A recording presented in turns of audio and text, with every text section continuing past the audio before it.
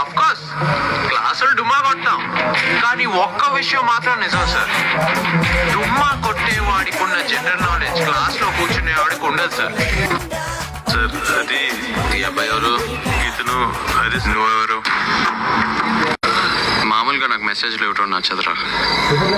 నీకేమైనా ఇచ్చాననిపిస్తే తీసుకో, నేనేమనుకోను. పర్మిషన్ అడిగినందుకు